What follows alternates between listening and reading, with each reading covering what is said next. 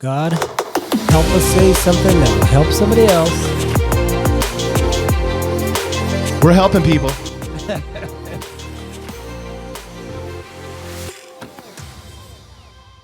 You had a little prayer there right in the intro. It's awesome. We're golden. You got Mr. Michael over there kicking on. Yeah, oh, yeah. Archangel Michael, yeah. He's shining gold. We also have our computer. We don't have our logo up because we're at cleaning up 100% these Windows computers. Don't turn off your computer. We've been sitting here for 30 minutes waiting for this. Windows. We decided to practice a little bit of acceptance and go with it. Yeah, it's so funny because of what we're talking about today. Yes. The subject is so prevalent, and it's something that I battle with, probably my biggest issue, and that is food addiction. Food addiction. And how to spot it, how to conquer it, how to know the path that you're on and when you're on it and when you're off. It's interesting, and you can talk about this, especially in your life, but with mine, it's food addiction so hard because it's not illegal. It's not illegal, and it's not killing me immediately. Yeah, and it's everywhere. Yeah. I mean, and I want people to understand this, and this doesn't give you an excuse to have food addiction at all, and don't be a victim to this, but there are Walter Whites that are in labs making the best meth possible or the best food possible with salt, sugar, and fat. For you to be addicted super addicted to it. Yeah. There are scientists, food scientists that are out there like Walter White that's making the purest and the best ruffled potato chip. Another reason this is such a difficult one, bro, is because it's a necessity. Like I do need to eat. It's not that's a different version of addiction is I'm just going to starve myself. Right. I can't. So this is complicated because it's a bodily necessity. Like if I don't have this, things are not going to go well for me. So I have to have food. So this is an important one. This is a big one. We've spent some time on this. Yeah, for me, I battled this all my life, and I've said this earlier, so I don't want to bemoan this. But if people have just found us by typing in food addiction, and this is the first time they've been on our podcast, mine started, I think, when I was a kid, with my parents arguing, and then we were poor. And my parents always argued about money, obviously, and so how they made up is taking us to a fast food place, and for us. That was like we never went to a restaurant. The top of the line for us was like Burger King. Like my dad, loved Burger King, and my dad even died. Every morning he would go to Burger King. I mean, this was like a few years before he died. Every morning he went to Burger King and ate breakfast and drank a coffee. Until he died. That's his routine. That was his routine, yeah. And eat Costco hot dogs because they're only $1 for lunch, and then dinner, eat Taco Bell. Wow! Like he lived off of fast food. And that was he was also obese and had your reward as a child. Yes, was getting to go to a fast food restaurant. So trauma, lots of fighting, hearing that, and then making up, getting a Happy Meal. So anytime I had a problem in my life or trauma in my life, food always did me good. Like I could get satisfied, and then I like the feeling of being overstuffed. Yeah, like that feels good to me. I'm hurting, but I'm like, yeah. I eat 15 tacos. I used to be able, as a teenager, I could eat. Oh, there we go. I could eat. Oh, now we got a cute hummingbird on here. I used to be able to eat 15 tacos, like no sweat. Was that kind of like a badge of honor for you in regards to how much I can eat? Look, I'm such a big guy, or such a big. Yeah, there was always that. Now. Yeah, and then I in school I always was sports oriented. So being sports oriented is you can get by with having a food addiction. Sure, because you're athletic. Yeah, I'm just playing basketball all day long for hours on end. You're burning the calories. So so that was easy. But the biggest problem, I think, for me was the Marine Corps, same thing, super physical fit. Right. So I could eat as much as I wanted then. So I was running through McDonald's. That's probably my favorite is McDonald's Big Macs, strawberry milkshakes. Imagine how much sugar's in one of those big things. Well, not only the milkshake, the bun. Oh, yeah. I don't eat one Big Mac. The cheese. I eat 2 or 3. Yeah. You'll go all in. I know how you do it. And the sugar content in the bread alone, is through the roof. Oh yeah, just the bread's not even bread; it's a pastry. Yeah, They make it that people don't realize that, but like Subways, they had to outlaw Subways because they were pastries. And I do want to say that I have a lot of this going on with me recently, more so than in the past, just in regards to sugar. Like the chemical reaction that takes place in the brain and the dopamine that's released when my body gets to ingest sugar. It's like I'm like on a little buzz. I'm on a little high. And then what I have found recently is I'm doing that addictively. I'm doing it like all in. Like I don't need one cinnamon roll. I need 6. Oh, yes. I don't possess a off button. I don't want a cookie. I'm going to have the whole box.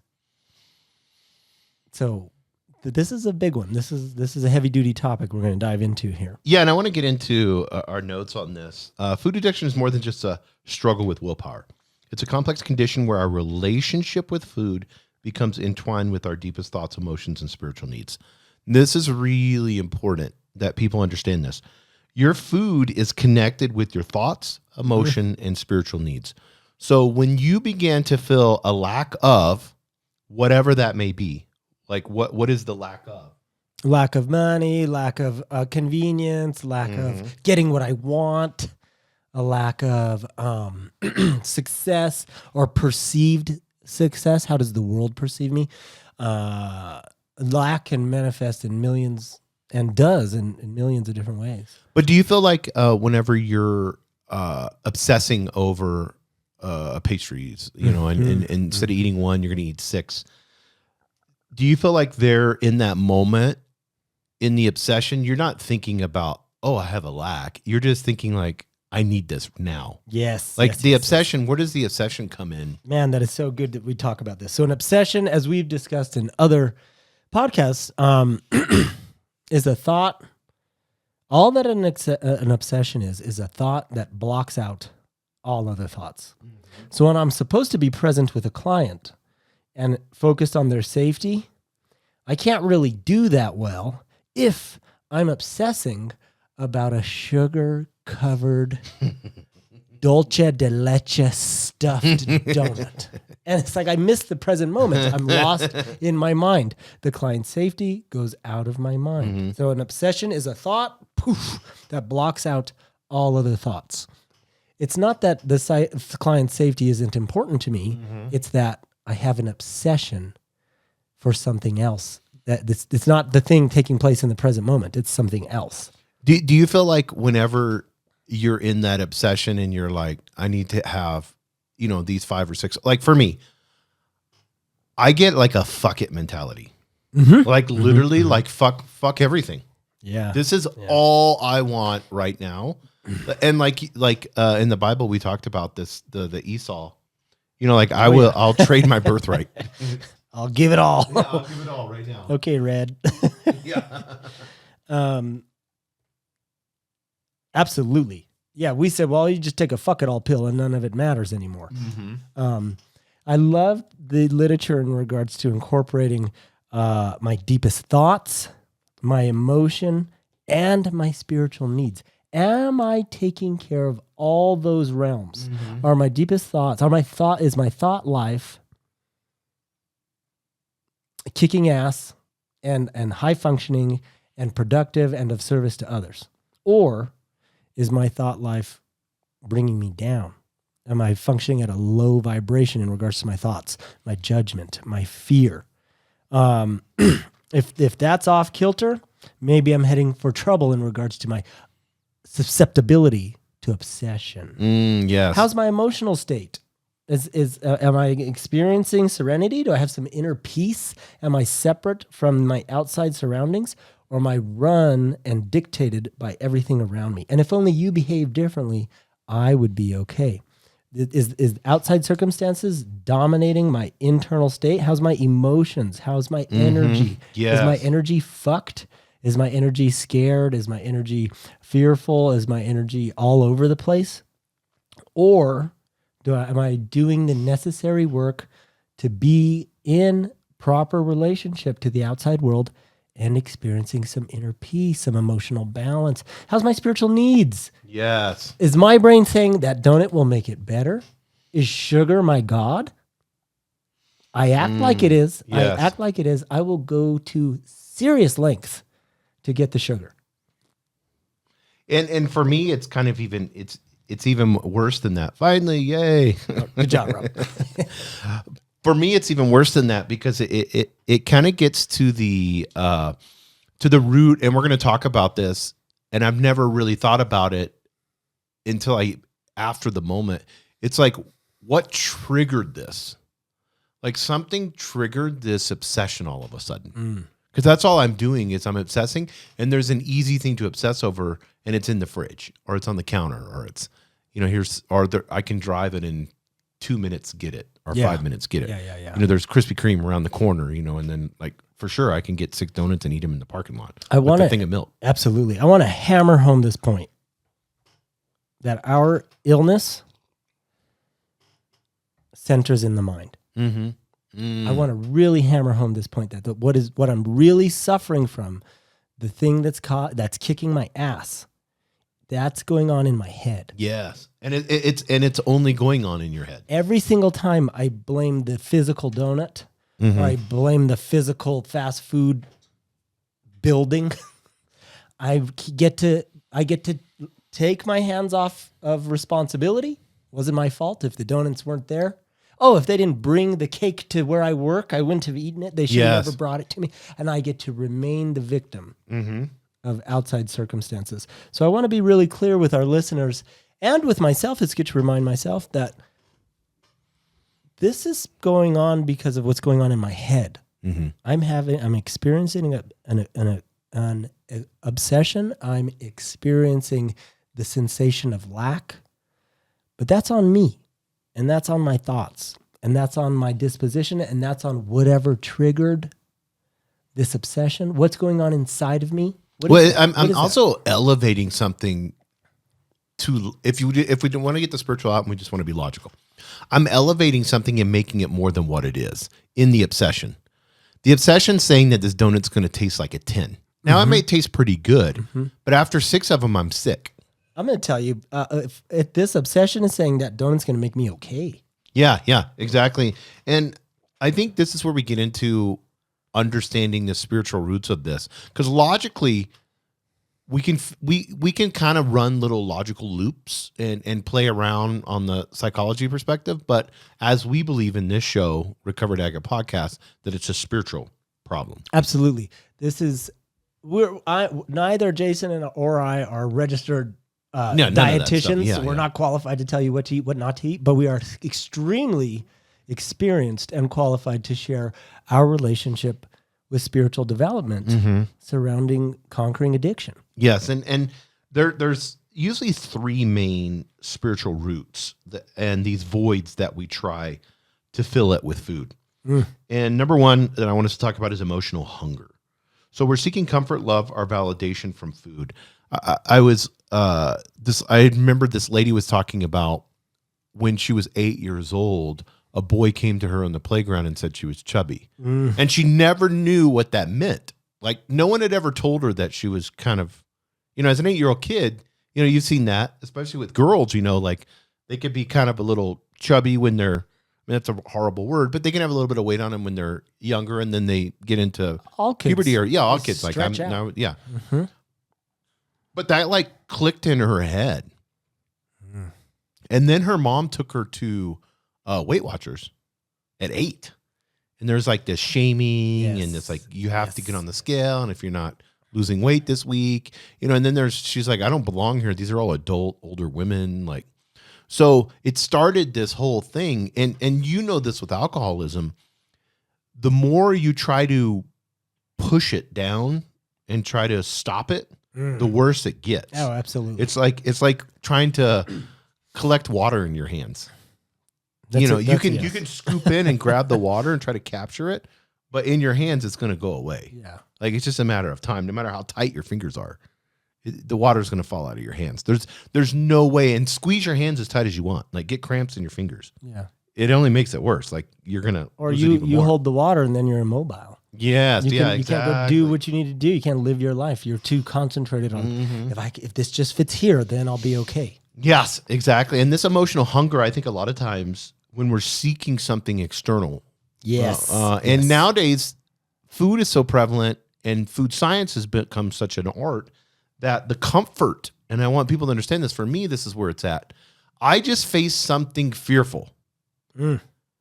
I just got chased by a cheetah on the savannah, but not really in the American form. And evolutionary psychology, my brain said, you had somebody say something bad about you in a meeting, a business meeting. So now I need comfort. Somebody made me feel uncomfortable. So now I need to seek comfort. So my seeking of the comfort is to run and go eat 6 Krispy Kreme donuts, which is our 2 Big Macs or whatever. Right. So, and it's the same with love too. Like I can remember binge eating after relationships. Absolutely. Because you're just like, fuck it. Fuck it. I went to Jack in the Box once and ordered fucking like their 2 biggest. I mean, I literally made myself sick, because I was like, I'm just going to sit here, fucking watch Netflix and eat, or ordering pizzas or any of that shit. I think it's so important to talk about the emotional piece in regards to our literature when it says seeking. Well, I'm looking for comfort in my food. And I'm looking for love. I'm really looking for the feeling, the sensation of love and abundance from food. And I'm looking for validation, sense of worthiness, accomplishment, and appreciation from food. Yeah, it's so fucked up because it's not even like... It's interesting to start addressing what's going on in my mind. And we like to say new pair of glasses. Maybe I could just get like a new pair of glasses in regard my perspective. Can I get a new perspective on food? Is food what makes me validated, or is food my source of energy? Is food what I'm using as a vehicle to get me through the day, or is food what I need in order to feel loved? These are important questions. Yes, these are foundational questions in regards to it, starting to address this addiction. Dude, it's so funny though. This need. It's very because I'm like that unconscious. Food, that food is not going to talk to me and give me comfort. I love food. That's why you get people call themselves foodies. Yes. And not to say there's anything wrong with that. I'm a foodie. I worked in the restaurant industry for 20 years. I love good food. Well, you could be a foodie and not be an addiction. Absolutely. Yeah. But again, how big are those portions when you're having a gastronomic experience? Yeah. Are they just stuffing food down your throat? Not normally. No. In a nice restaurant, it's small portions. Above and beyond service. And you're there for the experience. Right. You're not there for the feeling that I'm now loved. I'm not at a buffet. Because I ate so much sugar. All you can eat buffet, yeah. I ate so much. I now have comfort in my life because I pigged the fuck out. What do you think with the seeking word? Like, I think that it's I'm not in right relationship. I'm not in right relationship to food. I'm looking for food to do something for me that food's not supposed to do. Food is not supposed to make me lovable. It's supposed to make me able to function in the world. And maybe I can experience love from other people and love from the world because of my contribution, because of what I'm bringing to the table, because of my energetic vibration, not because of, I had 6 pistachio cream cinnamon rolls this weekend and I felt loved. I didn't feel loved. I felt sick. Yeah, exactly. But my brain says that will make you okay. That's what you need. Actually, you've been working so hard. You've deprived yourself. Does, yeah. You deserve this. Yeah, you deserve this. Yeah, so I'm definitely in wrong relationship. You desert this. I'm in wrong relationship to my food. So first of all, we need to get right sized. I need to get in the right relationship. Not super when it sized. comes to my emotion around food. Yes. I heard something this weekend. You gave it to me, bro. And I've listened to it twice because I liked it so much. And this woman, Candy Fisher, she's a registered dietitian, and we'll give credit where credit's due. My partner Emma is in love with her as well, and she is very interested in empowering women in regards to their nutrition. And I was listening to a podcast that you sent me on her, and she said something that I thought was profound. and it helps shape this emotional perspective in regards to eating.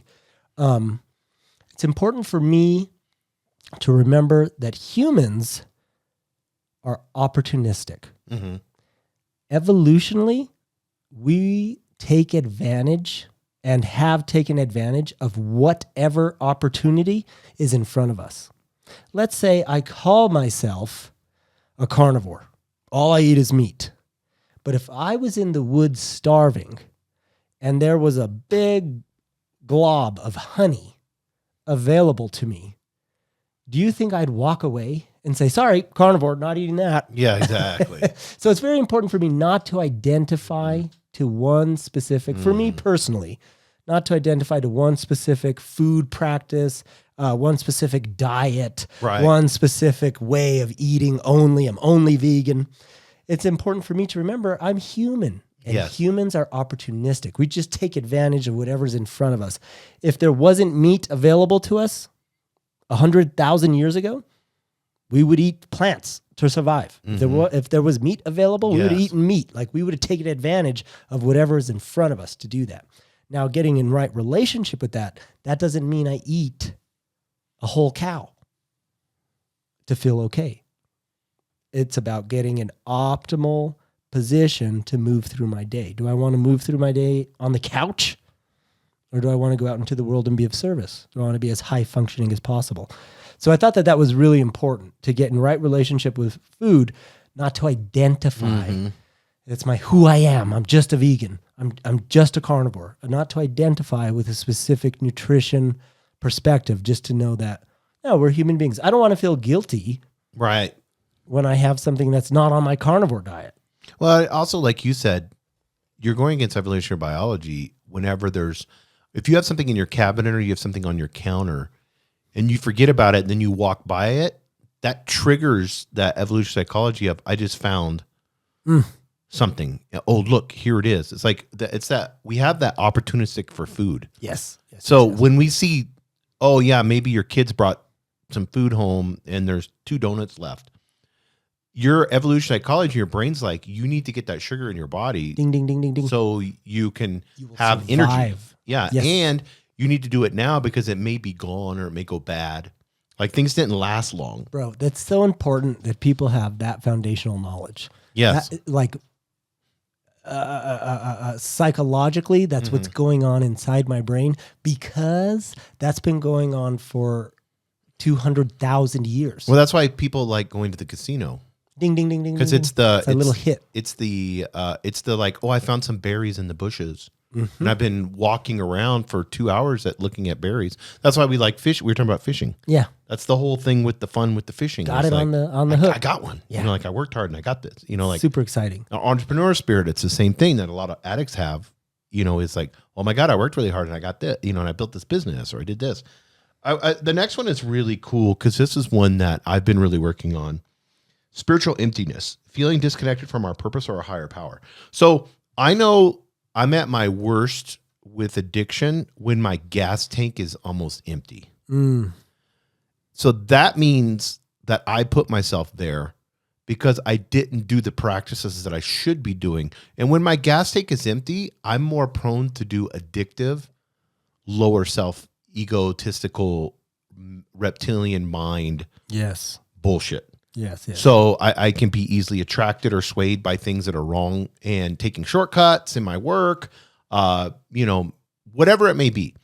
And I think this is really important with spiritual emptiness, is understanding you kind of have a gas tank for your spirituality. And it's those practices that you do day in and day out, having affirmations, saying prayer, meditate. If you meditate, whatever your spiritual practices are. For me, it's like doing a lot of reading and studying and understanding. I do a spiritual podcast, with you and with someone else. And so I'm studying that. So there's this whole constant keeping that gas tank filled causes my addiction to not flare up as much, for me. Absolutely.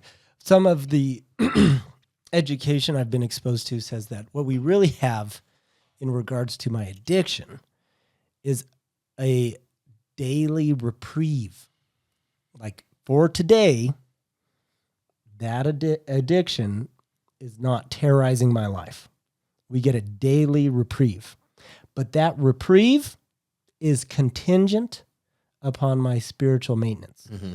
Like if I'm not maintaining my spiritual gas tank, like you just said, I can pretty easily return to the addiction. So excellent to address this. How am I taking care of my spirituality? What am I doing to fill my tank? What am I doing to take care of myself on the inside, the God consciousness in me? For me, it's prayer and meditation while exercising. Mm-hmm. I'll cycle on a bike with prayer in my ears, in my headphones, and I'll just repeat.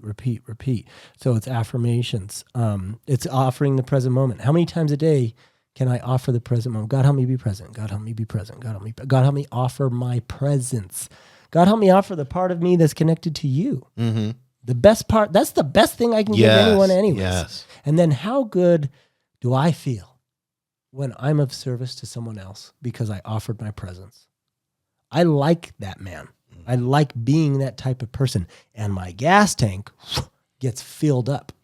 I'm enthusiastic about doing that. I'm filled with spirit. So we can experience relief from the addiction, but that takes daily work. Mm-hmm. That takes daily maintenance. We say you can't stay sober today on yesterday's spirituality. Yeah, I watched a Netflix documentary on monkeys, and there was one monkey that just grabbed this big stick and then beat the fuck out of this other monkey and killed it. And with him grabbing the stick, and he was kind of dragging it and so gleeful about it, like this sadistic, fucked up monkey. Like, oh my God, this is like one of those crazy monkeys. And I love the picture of that. I kind of have him dragging the stick and it being happy because I kind of picture myself in my monkey mind, my ego. That's the worst of all of me in my evolutionary psychology brain. Fuck all of you. I need to get mine. Everything is scarce. I'm going to cheat, lie, and do everything that I can to, if I got to take a big stick and beat the fuck out of somebody and kill them and bust their brains open, I'm going to do that to survive. Yeah. Like in like kind of an evil way. And so I picture that when I'm spiritually low. That's the side of me that's the addict. Yes. That absolutely. Monkey, that nasty fucking little fucker. Yeah. And that guy, I don't want to listen to him. He's no good for me. His voice, like I said, we were talking about the voice is quit 2 reps early. Yeah. In the gym. That voice is always there. Like, don't listen to these people on the meeting. You know more than they do. In a business meeting. Well, whatever it is, you need to tell your partner that she's fucked up this way. That's that stupid little fucking monkey. Mm. And then there's the higher self me. And that's what this is talking about. Feeling disconnected from our purpose or our higher power. Yes. The higher self me is the best version of Jason. Mm-hmm. It's the future version of Jason that shows selfless love, has not just happiness, but joy and true joy, and is innocent. Mm-hmm. And it's the Cain or the Abel, Powerful. And that little monkey is that spirit of Cain, and Abel is this higher self of me. And I think that's why that story's in the Bible. But for me, that's the battle I play with. And when I'm spiritually down in my gas tank, that guy's going to pop out, and that guy will eat all the donuts. Yeah. He'll kill somebody for donuts. Absolutely. I have the same monkey in my head, bro. The nice story that we've all heard before is, okay, so we have this evil monkey, mm-hmm. and that guy's going crazy. He's always whispering in my ear. And then I also have the more advanced version, my higher self. Yes. Duane, I have the Abel.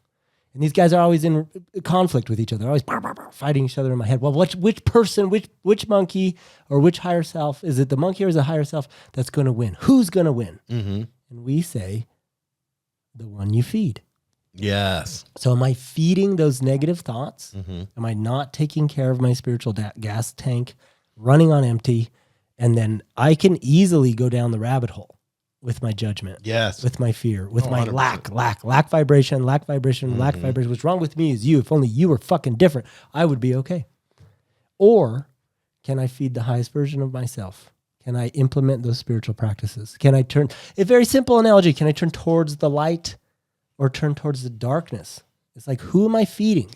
Who am I feeding? The one that's going to win is the one you feed. Yeah. He's going to be stronger. And I want people to understand there's ways to feed that. That's goofing off, watching Netflix, not doing shit when you know you should be, taking shortcuts, not loving like you should be.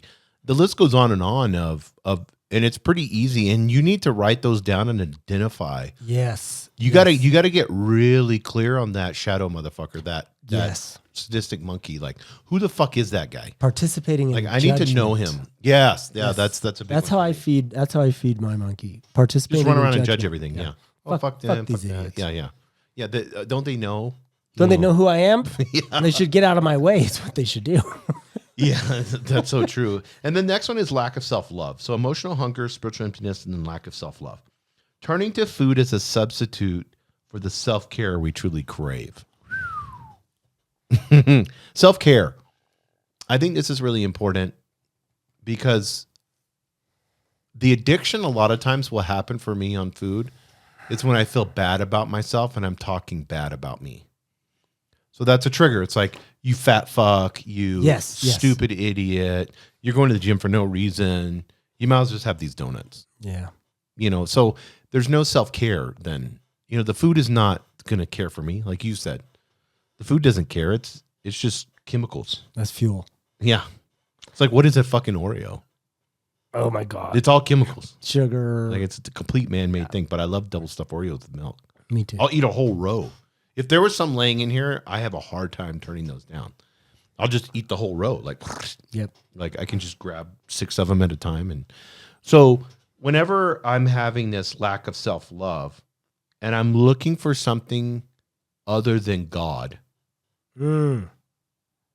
yes, to truly crave, instead of saying, I surrender to God, I truly love God, and that's where I'm, or universe, whatever your spiritual practice is.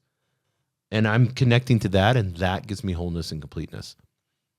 But instead, I'm turning around and saying, this is the substitute. And we see this all throughout, and you've been studying the scriptures a lot, but we see this all throughout the path that we walk on, and then we always take that substitute. And that road turns into a fork in the road, which fucks the whole life up. Famine. Yeah, the list goes on and on. The whole Bible's that way. Yes. It's taking a substitute instead of God. Yeah. You worship the wrong thing.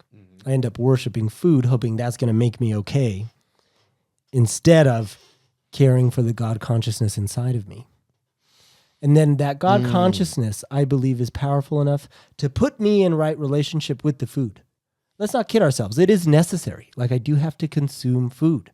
Yes. I can't just absolutely abstain from eating. Like, that's not an option. We'll die soon. Yes. However, with the God-centered perspective, maybe I have a chance at being in right relationship, having proper boundaries around my nutrition. Man, that idea of self-love is so huge. If anybody was as hard on me as I am on myself, I would beat the shit out of them. I do not let people be that mean to me. I'm cruel to myself in my head. And that opens a door for addiction when I'm being cruel to myself. Yes, you fat fuck. What's the matter with you, lazy piece? You ain't working hard enough. You ain't making enough. She's going to leave. Did you know she's going to leave? She wouldn't stay with a man like that. Cruel to myself in my head. And that's that evil part of us. That's that shadow part of us. And, again, my disease centers in my mind.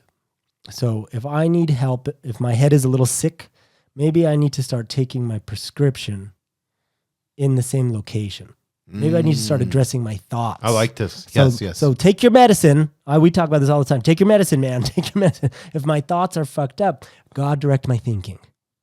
God direct my thinking. God, I need help in my thought life. God, please enter my thought life with me. Obviously, if I was big enough, I would be having good thoughts all the time. I'm not fucking big enough to do this. I need some help.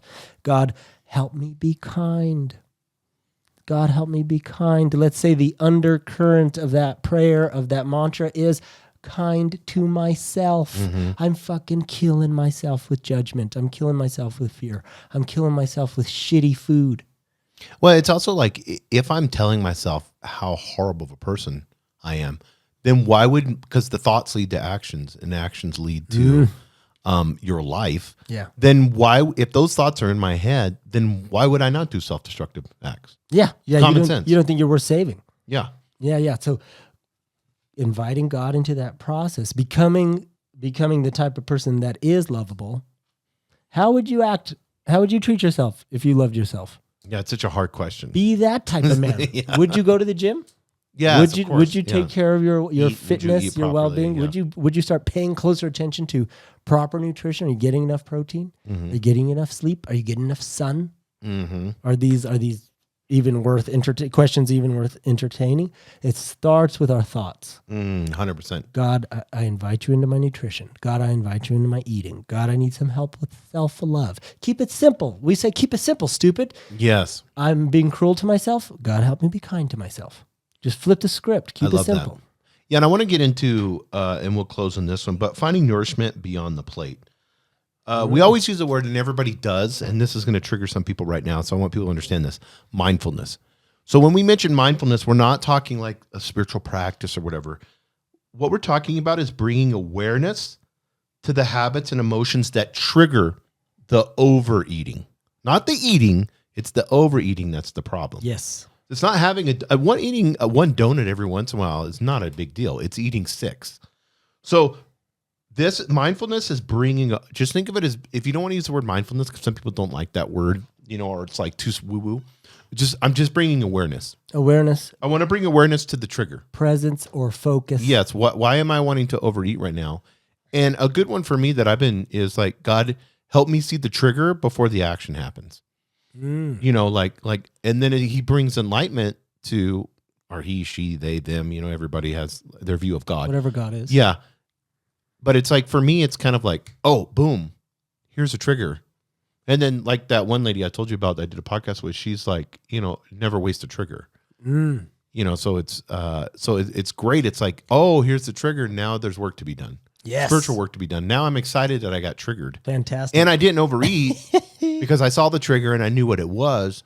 So, and I didn't let my emotions take over, because this is with addiction with everything. Yes. This is clearly, when you think of mindfulness, what are some of the practices you do when you're, you're 13 years sober, but what were some of the practices you were doing when you started off trying to be mindful, trying to bring awareness to what was going on with alcohol? In my alcoholism, mindfulness started as a practice of repeating mantras for me. And the mantra work was powerful enough to bring me back to the present moment. Like I could be very present with the words that I was repeating, and that helped me focus on whatever else was in front of me. Let's say I was saying a mantra at work. Well, I could just be at work. You got a craving for a bottle or something. Yes. I used to have panic attacks walking through the grocery store. And so I would hit the mantra hard. God, relieve me of this obsession. God, relieve me of this obsession. God, relieve me of this obsession. And I could be present enough during my shopping not to grab one of those bottles. Then that evolved, and we talk about this often. You know what's amazing is that prayer was answered. Yes, absolutely. You don't have an obsession with alcohol. No, I believe that repetition is powerful enough to retrain my thinking. I started creating new neurological synapses, new neurological pathways to go down and engrave into my mind. God, relieve me of my obsession. I've been saying that a lot recently because of my sugar. God, relieve me of my obsession. God, relieve me of my obsession. So the problem with alcohol, the obsession with alcohol was removed for me. I one day walked down the liquor aisle and felt nothing. When I used to walk down that aisle and have a panic attack. And the thing that changed was my thinking around it. That's the thing so good. that changed. But God and my spiritual development made that possible. Getting in touch with something bigger than just the crazy monkey inside of me. That's so good. So yes. Getting in touch with my higher self was the appropriate power necessary to change my personality. I had a personality shift. Like I'm a different person now. I'm not the same person. Well, you even after a few years of, you even went to the food industry and were around bottles constantly. I worked in the restaurant industry, like I was saying, served alcohol for 20 years. That would be hard for me now. So if I went to, I mean, I don't have an alcohol problem, but I'd still want to have some beers. If the manager was like, "Hey, Jason, you want a Dos Equis?" I'd be like, "Hell yeah." You know what I mean? It would be really hard for me. It's one of the greatest gifts I've ever received in my life, if not the greatest, that position of neutrality. Like, I do not feel one way or the other about it. I'm just neutral. Like, I don't care. I don't care about that. I can easily say no now, but it wasn't like that. It took a lot of work, contingent upon spiritual maintenance. You and I click so well because I'm all in this spiritual deal. Mm-hmm. It's like, how can I continue to develop spiritually? How can I, if I don't have something in my ears teaching me to grow and be the best version of myself, I'm wasting time. Yes, wasting time. Yeah. I don't have time for that. Yeah. Not in this meeting. I'm interested in growing and developing. So that's a big one. And then, I did want to touch on your, the podcast that you had with the lady where she said, never miss a trigger, never miss a trigger. And we were talking at the gym in regards to being in pain. Mm-hmm. And yes. I'm often, because of my mental cruelty, perceiving pain. This is hard for me. This is difficult. No one understands. If you felt this way, you would eat this too. Whatever is going on inside my head. And then I'm presented with the opportunity to fix the lack inside of me with 6 donuts. Yes. And I jump on it. Mm-hmm. And that solves my perceived pain. Mm-hmm. And what we were discussing at the gym was pain is the touchstone to all spiritual development. And I thought for a long time that meant I have to be in pain in order to grow spiritually. A lot of people think that, yeah. And that's not what that means. A touchstone is a rock that miners used during the gold rush to rub on other rocks to see if it had the color, to see if it was gold. So a touchstone is a tool or a test. So pain is the test to all spiritual development. So now I start getting in my perceived pain. Mm-hmm. And that's, here it is.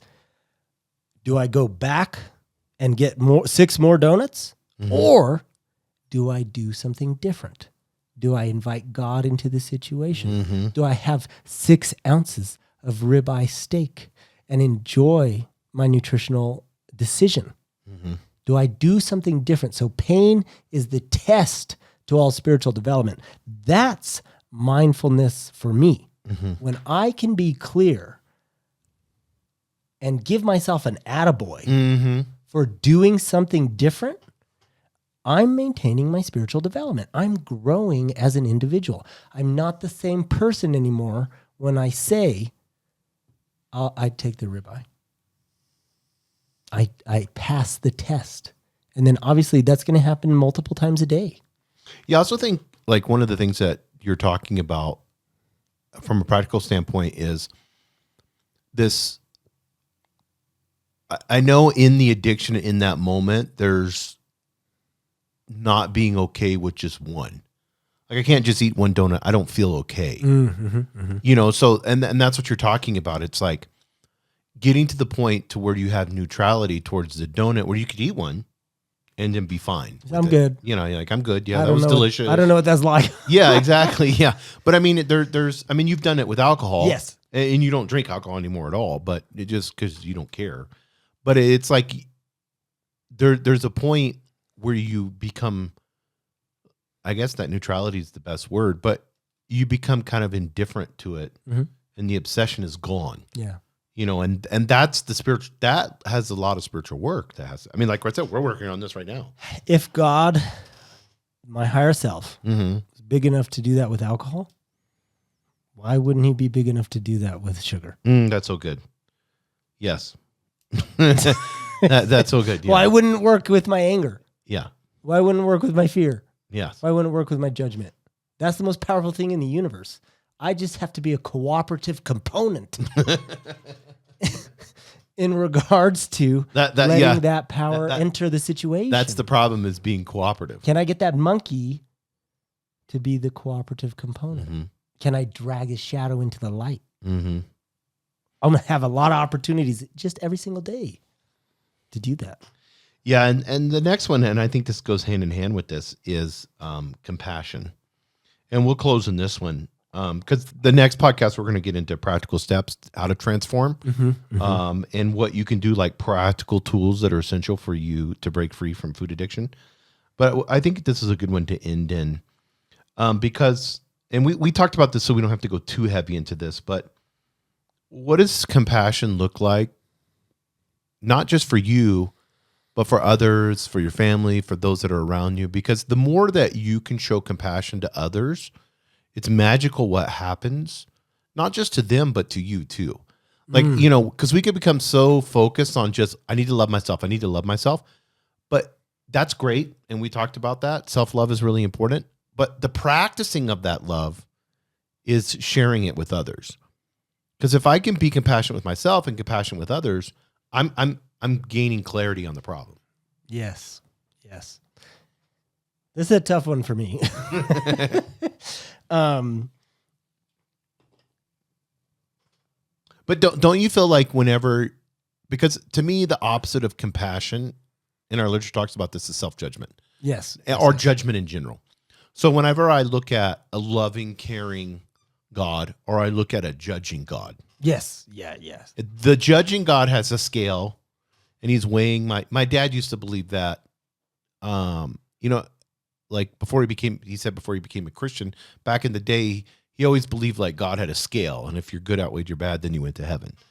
That's that judgmental God, and then the loving God would be like, hey, you're full of everything that I am.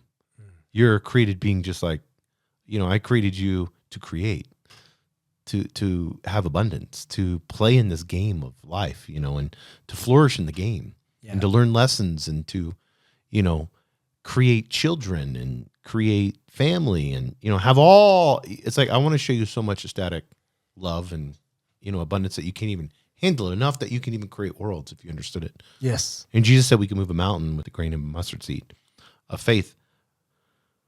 So the judgment is the opposite of compassion. So how do you do affirmations with the judging. What do you do with that for yourself? With the judging specifically, again, keep it simple. God help me not judge. God help me not judge. So let's say my first thought is judgment. Like, boom, I find you lacking. Mm-hmm. That happens all the time. Go to Walmart. Yeah. I mean, the entire time is good. If my second thought is God help me not judge, I'm doing pretty freaking good. At least that means I recognized my judgment and I'm willing to insert willpower and higher power at the same time to help alchemize that situation. That's so good. God, I invite you into the situation. But that takes willpower and that takes higher power. So it's the combination of the two that gives me a chance to change. Mm-hmm. God help me not judge. God help me not judge. God help me judge. One of the great tools, one of the really best tools that I have for the compassion piece, I said this one is hard for me. I struggle with this, is he too, like myself, is sick. So I'll say that over and over. He too, like myself, is sick. Why am I getting mad at my sick brother? Why am I judging another individual who's struggling, getting through life just like me? He too, like myself, is sick. And in that moment, maybe that opens the window for a little bit of compassion and a little less judgment. As we all know, in my judgment, I just get to be superior. And you guys are all bugs. Yes. Yeah, we were talking about that show. That show on Netflix. Yeah, you're so small to me, you mean nothing. Mm-hmm. Instead of, that's my brother. But I mean, that show's real powerful in that way because there's a point in the show where there's a realization of humanity together. You know what I mean? Mm-hmm. And what we can accomplish. And that separation, judgment is separation. That's all it is. Yes. And it's for me, it's super narcissistic. And I call myself out on it because it's like, I'm not God. I don't sit on a throne. I have no right to judge. I have there is no part of me that should be judging anything. Yeah.